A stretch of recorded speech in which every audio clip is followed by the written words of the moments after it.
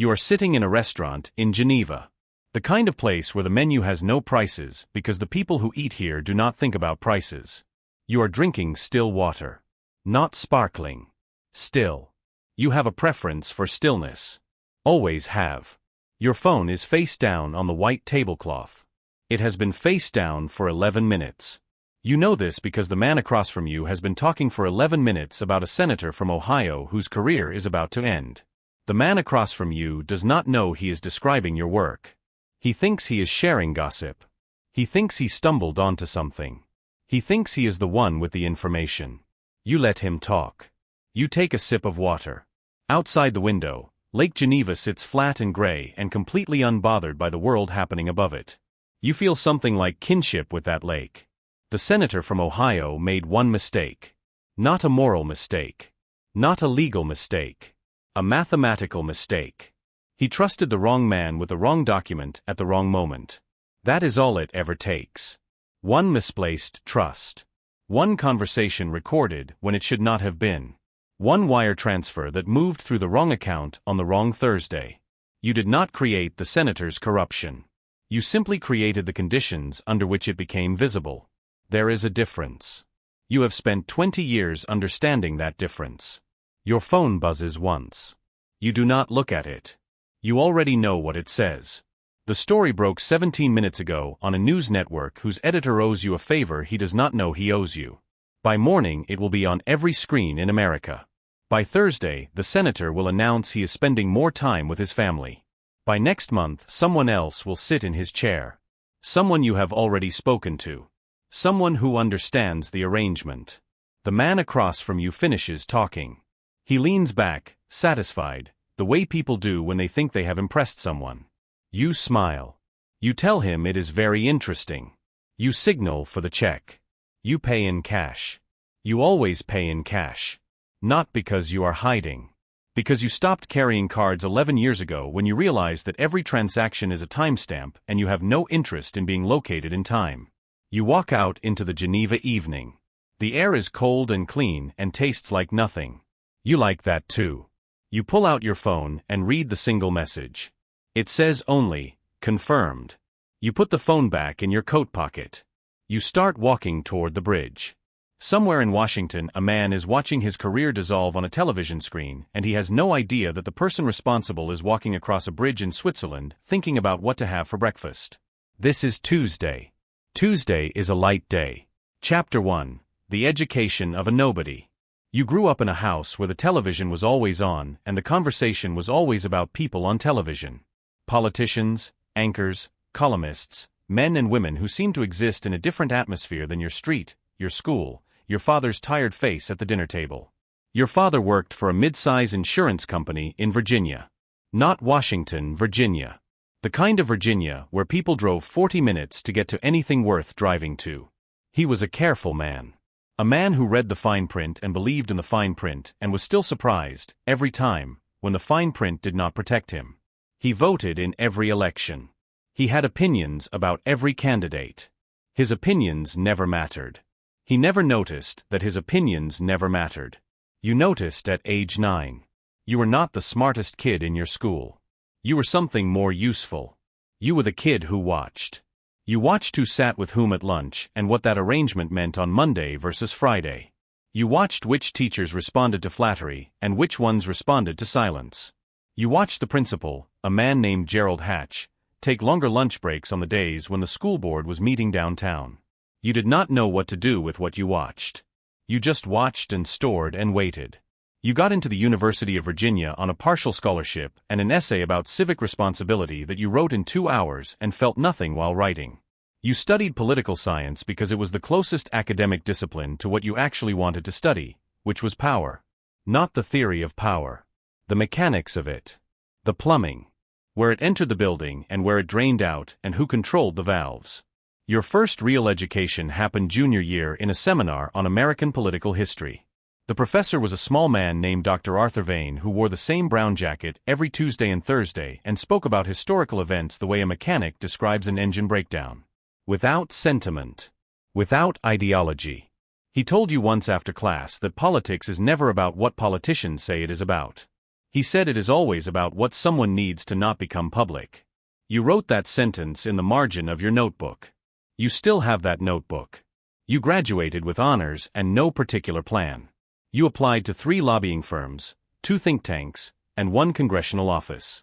The congressional office hired you as a research assistant at $22,000 a year to answer phones and compile briefing documents that no one read. You answered every phone call with the same pleasant voice. You compiled every document with the same invisible precision. You were so forgettable that people spoke freely around you. This was your first real asset, and you had not even cultivated it deliberately. You were naturally invisible. You were a background figure in every room. Nobody remembered you were there. You remembered everything. Within 8 months you had mapped the entire informal power structure of that congressional office. You knew who was sleeping with whom. You knew whose gambling debt was being covered by a donor whose name did not appear on any filing. You knew which legislative aide was leaking committee schedules to a journalist at a paper in Maryland. You did not use any of this information. You just held it. Carefully. The way you hold something fragile that you are not ready to put down yet. The congressman for whom you worked lost his primary in your second year. You were not concerned. You had already accepted a position with the campaign of a man running for governor of a mid-Atlantic state. His name does not matter. What matters is that during that campaign you met a man named Leonard Price who would teach you everything you needed to know about how the world actually moved. Chapter 2, Leonard Price and the Science of Leverage. Leonard Price was 53 years old and looked like someone had designed him to be overlooked. Medium height. Gray suit. Face that your eye slid off of the way water slides off glass. He was the campaign's senior opposition researcher, and he had held that role for 11 campaigns across 20 years without ever once appearing in a news story. He had no Wikipedia page. He had no social media presence. When you searched his name the first time you found a high school track record from 1987 and nothing else. For a man who had worked inside American politics for 2 decades, he was essentially invisible. You recognized immediately what this meant. It meant he was very, very good. He watched you for 3 weeks before he spoke to you beyond basic pleasantries. Illusions.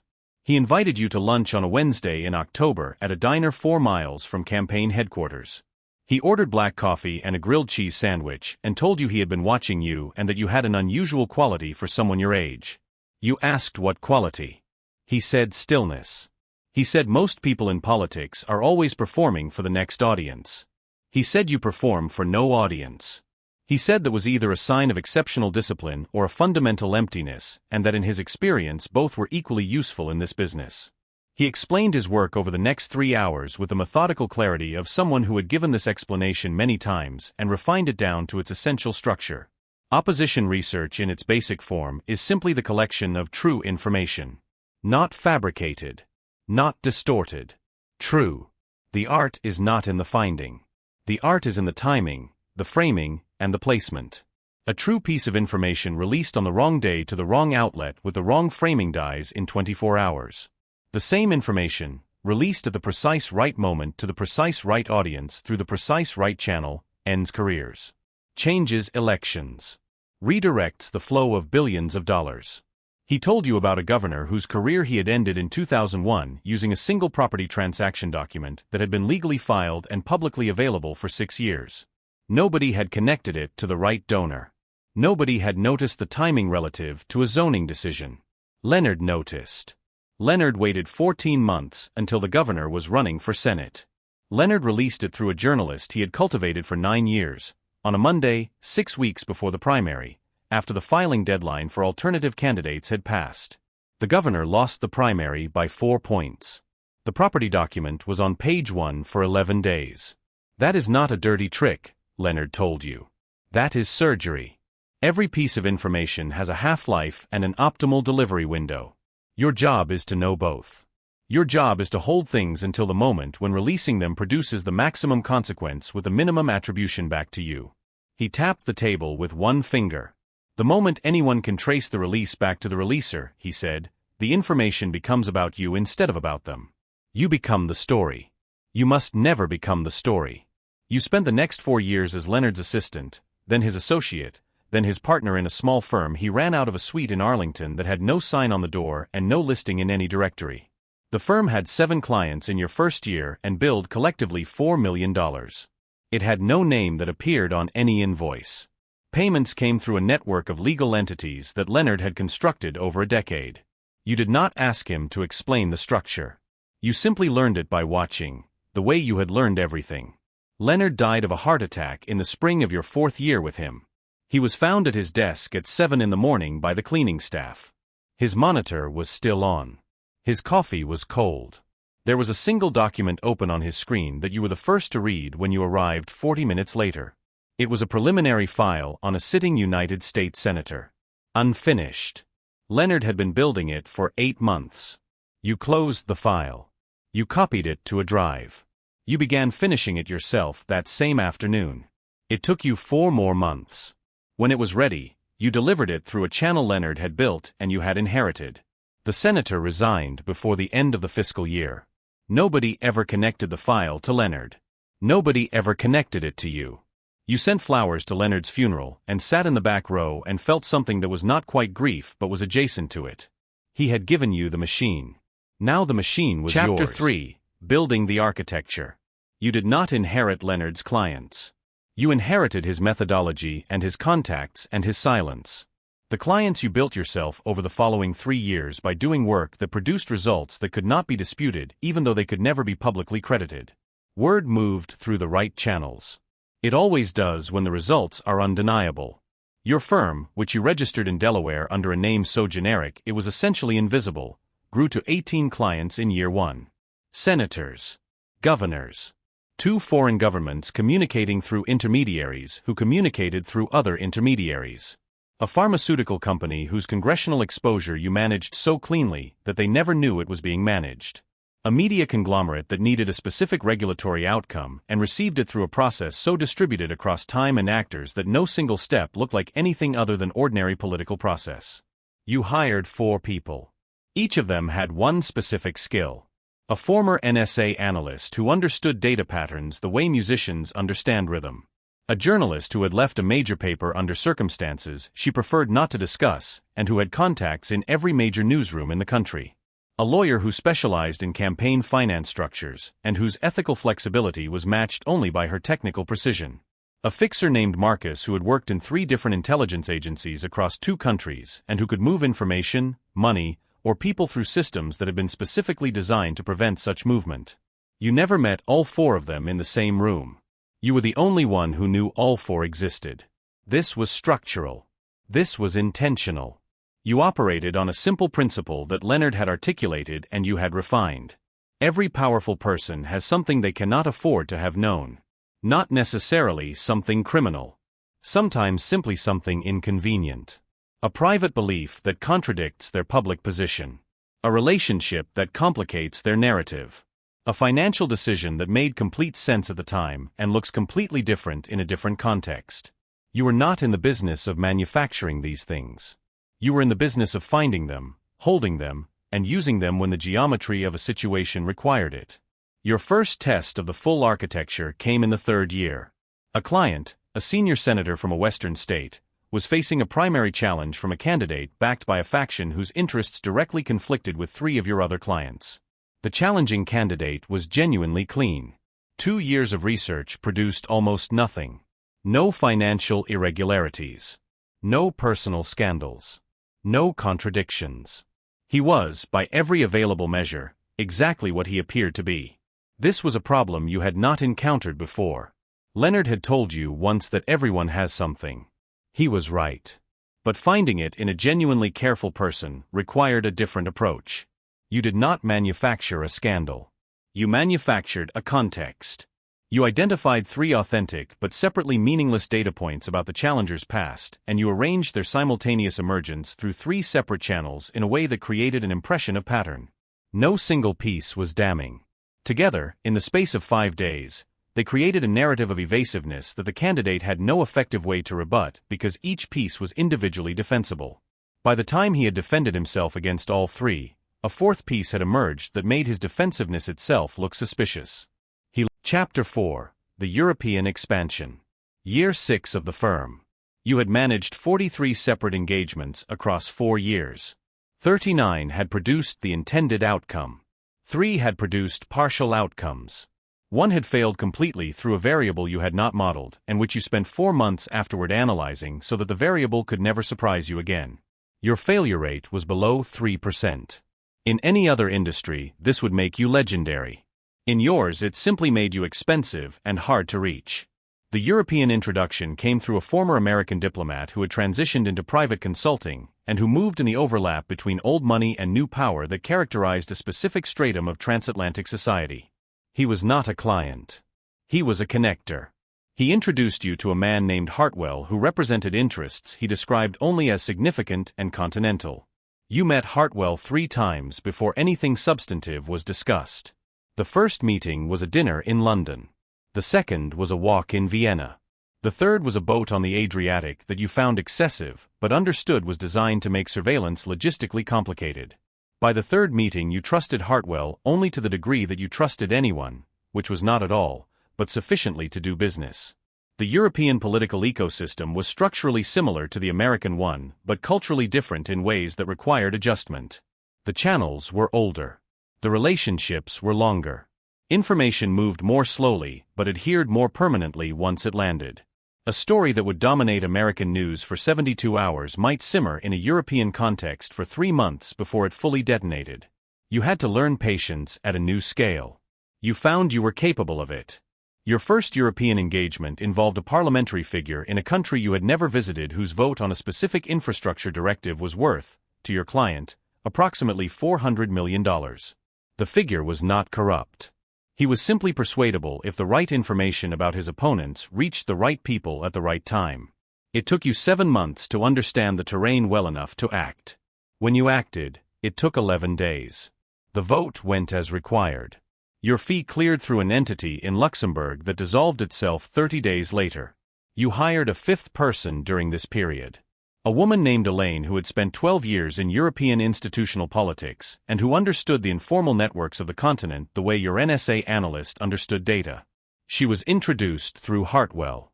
You spent 6 weeks determining whether she was a genuine asset or a vector for someone else's intelligence operation before deciding she was the former with acceptable risk margins. You were right. She was right about you simultaneously, which you discovered later and appreciated. The European work changed the scale of the firm in ways you had not fully anticipated. American clients began asking for capabilities that crossed borders. European clients needed American access. The intersection of these needs created a kind of utility that you were uniquely positioned to provide. You were not American intelligence. You were not European intelligence. You were not corporate, not political, not governmental in any formal sense. You were the thing that existed in the space between all of those categories. Unclassified but informed. Geneva. The same restaurant. The same white tablecloth. The same still water. This is not the same Tuesday. This is a Tuesday almost 4 years after the one where you sat across from the man who didn't know he was describing your work. That man is now a lobbyist for a pharmaceutical company. His career in political analysis ended 8 months after that dinner through a process that had nothing to do with you, which you found when you learned of it, faintly amusing in a way you didn't share with anyone. You are alone at the table tonight. This is unusual. You usually have a purpose for the restaurant beyond the food. Tonight you are here because the food is good and because Geneva in February is cold in a way that makes enclosed spaces feel earned. Your phone is face up on the table. You stopped placing it face down 2 years ago. The gesture had always been performance, and you had no audience for performances anymore. The researcher published her methodology paper 14 months ago. You read it the morning it appeared. It was good. Better than you had expected from the preview you had received through the intermediary contact. She could see the shape clearly now. Outside, Lake Geneva is flat and dark and perfectly still under a February sky that has decided not to commit to stars. You stand at the edge of the bridge for a moment, the way you have stood at the edge of many things. Assessing. Measuring. Understanding the distance between where you are and where the next point is. Your phone buzzes. You read the message. 3 words. It is confirmed. You put the phone in your pocket. You start walking. Somewhere, in a city you will not name even to yourself tonight, a process you set in motion 11 months ago has just produced its intended outcome. A decision has been made. A direction has changed. Millions of people will live inside the consequence of that change without knowing the change was made, without knowing a decision preceded it, without knowing that the decision was not made by the people they elected to make decisions. They will read about it eventually, framed as political evolution, as the natural adjustment of institutional priorities, as the kind of shift that happens when the right conditions align. And the conditions did align. You aligned them. You have been aligning conditions for 20 years in a city no one watches, in a restaurant where the menu has no prices, on a bridge over a lake that is always still. The lake does not explain itself. It does not need to. It simply holds everything that falls into it and remains, from the surface, perfectly unreadable. So do you.